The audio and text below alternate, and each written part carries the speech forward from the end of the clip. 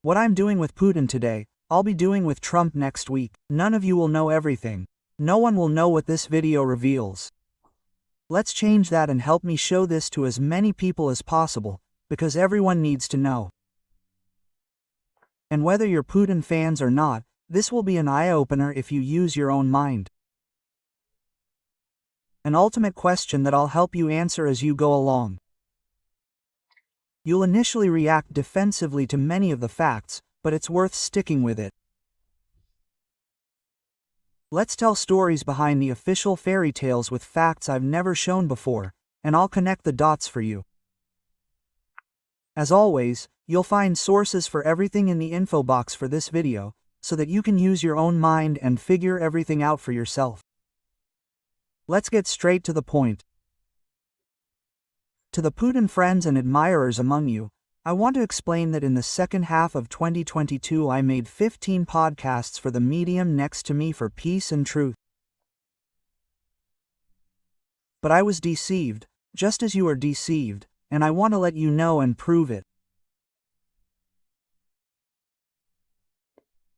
In Germany, don't let Trump or Putin fool you, because in the coming years we need people who are committed to peace between nations and to the truth.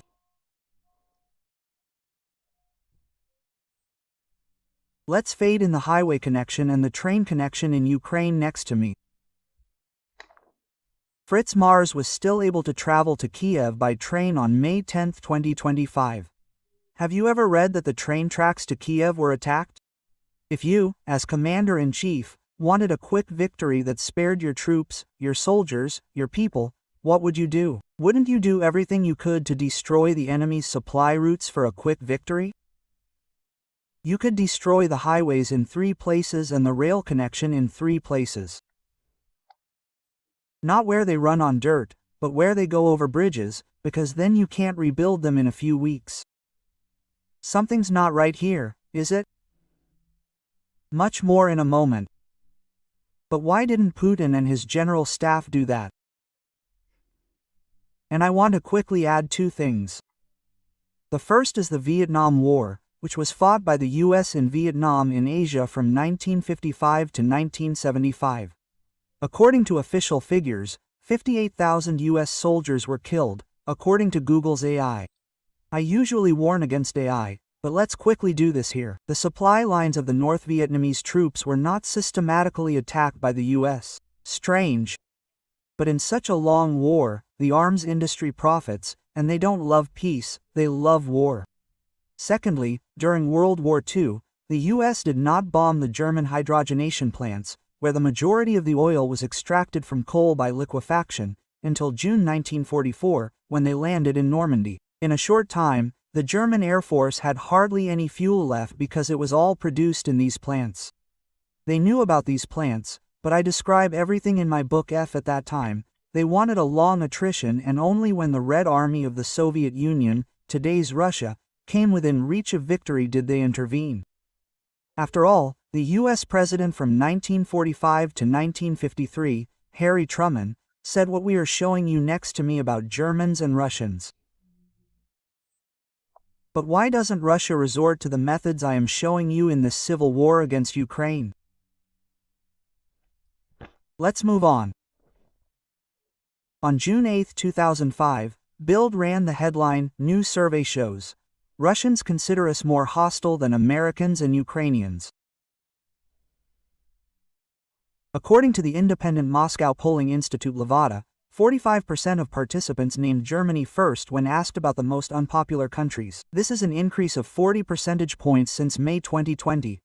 The UK comes in second with 49% and Ukraine with 43%. Incidentally, the US comes in at 40%. That's kind of funny, isn't it? Bild, which of course is now also happy about this case against Russians, is proof that Putin's propaganda is working. But unfortunately Bild has a point there. Incidentally, in May I showed this Russian page with a table. In the survey, Germany moved up to 3rd place. Only France and Great Britain are ahead of us. I'll link everything for you. All that happens on Russian television is what the Kremlin, the Russian power center in the capital Moscow, wants. And let's show one of Putin's most important chief propagandists, Vladimir Solovyov. 20 Minuten aus Schweiz is writing about him. Since Germany has been supplying weapons to the attacked Ukraine, Solovyov has liked to parody the German chancellor with a Hitler voice. The man even has US passports. His children were born in the USA, and he would like to have a little nod to Joseph Stalin, the dictator of the Soviet Union from 1927 until his death in 1953, with a fall of the fence.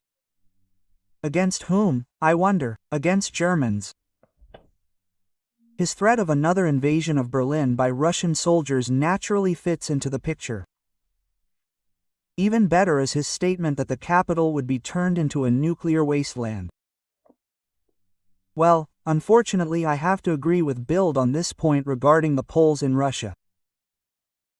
Proof that Putin's propaganda is working. The one from Zolofio on the fellow believer of the agitator Ilya Ehrenberg. I don't want to say anything more than fellow believer at this point. All of this worries me, and I want to document it with this video for the future. I already showed the one next to me in my presentation on February 24, 2024. In 2016, the then head of the FPÖ in Austria, which is now clearly letting in the Poles, was only allowed to sign a friendship agreement between his party, the FPÖ, and Putin's party after the man in the photo next to H. The man who is also referred to as, you know who Putin's, gave the green light. The editor-in-chief of the Austrian newspaper Sinner on Stefan Magnet confirmed this during our recent, very long interview, and a high-ranking member of the delegation wrote what was objected to next to me.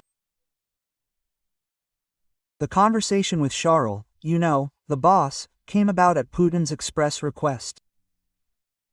In April 2025, the photo was taken next to me with H. you know, the boss in the camel. I deliberately do not say such words in this video.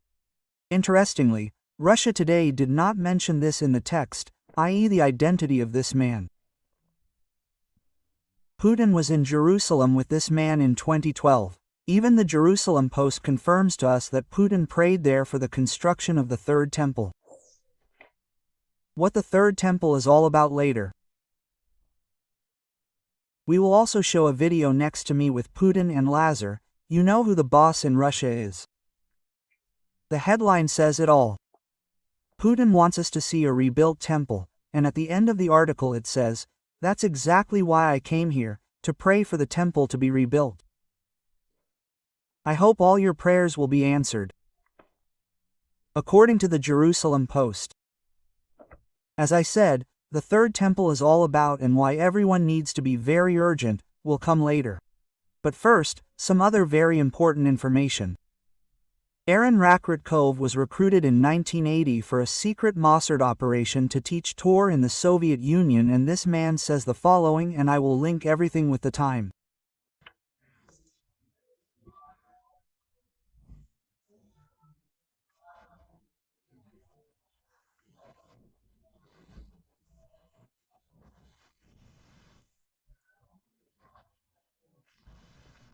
That's why I can't help but wonder what Alex Pavlov is up to again. He was a lieutenant general in the FSB, the Russian Secret Service, successor to the KB.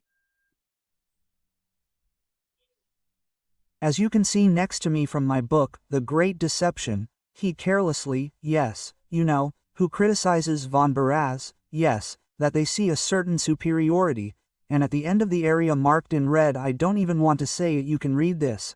Alex Pavlov, he was dismissed from his post by Putin on January 20, 2023 by presidential decree.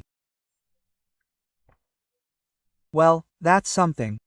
And then today I'll show you for the first time an article, from a site whose background is clear. A site from, you know who, not from any right-wing extremists, and certainly not from Germans. And there you can see, for example, translated, that Putin visited his former teacher in Israel in 2005. We'll just fade in what the article says about it. And now let's tell you another nice anecdote about how Putin had emotional outbursts at a funeral of the person he perceived as a father figure. And take a look at what it says about this family that looked after Putin. And then I'll show you something else from the article. Nowhere is the symbiotic relationship between Putin and his, value more evident than in the events surrounding the annexation of Crimea. Read it for yourself. Just use the freeze frame function, and also read the last sentence, where he thanks you-know-who for their fight against fascism. They have both sides under control, because the fascists in Ukraine, especially the Azov regiment, right? They're Nazis, as Putin's propagandists always say. Yes, what else did Der Spiegel write about Azov in 2022? We'll fade that in next to me. And above me we'll show an excerpt from a video about SOFT, which I'll link in full length in my Telegram channel, which you can no longer find in the search bar. And I'll link you to an article from Mitteldeutscher Rundfunk, which, oh wonder, is no longer online today, but we have the web and so I can link you to the article about the guy. This is how Putin's people can successfully agitate against Nazis in Ukraine, but also against us Germans. And please think about that. We only have a chance if we recognize that they are thinking both sides in order to incite us against each other. And I'm not going to do that. I'll link you to a video. You can see the original page of Wish and WM next to me in the Secret Service of a small country on the Mediterranean and the KGB. What else was Putin? Oh right, a KGB officer. I'll give you a YouTube link. You can then tune in to German news and watch it for over an hour. It's really interesting. At the end we'll show you a video with a US senator. Before that, another note. Putin was with the KGB, the former secret service of the Soviet Union. And who was the head of the KGB most of the time Putin was there? Also, from 1967 to 1982, the guy next to me was the head of the KGB. And I'll just say something about this friend. It's interesting that he was supposedly adopted. Well, Mother Fleckenstein, well, one thing has to be clear to you. Putin is a real man of shame. It's not me who's claiming that, it's this you-know-who. There are so many interesting points, isn't there? Putin prayed in Jerusalem for the restoration of the Temple of Reconstruction. Yes, and next to me we'll show something from my book The Great Deception. What? You know who you see, I'm sticking to it strictly. So it says, so then comes the, you-know-who, Messiah, and when he comes, then we'll be slaves of the, you-know-who. Don't say that's how I stand, at least that's what I prove, and I bought the 12 volumes here for €350. Yes, of course you have to read that too, if you've spent so much money on it. And then there are the 8 commandments. I'll quickly show pages 126 and 127 from my book The Great Deception. Just use the freeze frame function so you can read it at your leisure. It's really crazy. And here I'll show you 2 more pages from my book. The Great Deception uses the freeze frame function, as I said, so you can read everything about the Norse laws at your leisure, and then the Freemasons are mentioned there too. I don't dare to say it all out loud, but I'll show you pages 159, 160 from the last book. I'll quote the Old Testament. Then the wealth of the nations will flow like an overflowing stream to Jerusalem. And then it says in the Bible, no, in the Old Testament, and then I write that this God does not heal the souls of his own people forever, but promises them earthly wealth. For those who believe in Jesus Christ, that's a bit strange, right? The fact that this guy is supposed to be the father of Jesus Christ doesn't make sense. And for those who don't adhere to the Noahide laws, the head of the Temple Institute, the Third Temple, said something else, but I'd better just give you a Telegram account. By the way, a very important head of government dreamed of back in 1962, we'll also briefly show you this world government next to me. It's all just a conspiracy theory, right? And at the end, a video sequence, as announced for you from a US senator, and before that, some closing words from me. Putin's propagandists, like the Bild newspaper, are stirring up hatred. Remember my statement that they control both sides. Do you want to go down the path of hatred and end the war? Whatever happens between Trump and Putin in the coming weeks and months, stay tuned for my video about Trump next week. Please decide, like me, for the path of love and peace. Stand up for the freedom of the individual, which of course ends where the freedom of others begins. Stand up for the truth, like me. Peace is only possible through freedom. Freedom is only possible through truth. Karl Jaspers. And don't forget to ask Putin, why did he make a long war of attrition possible with his military strategy, like in the Vietnam War and World War II? God bless you. Praise be to Jesus Christ forever and ever. Amen.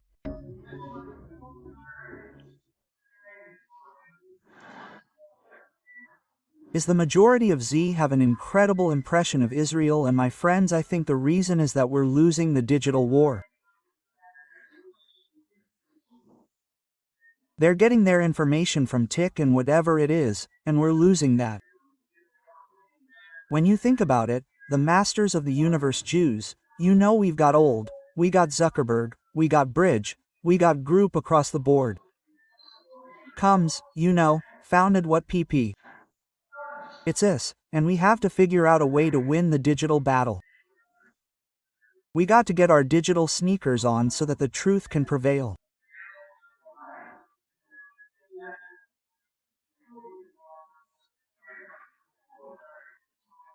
Is that making happiness?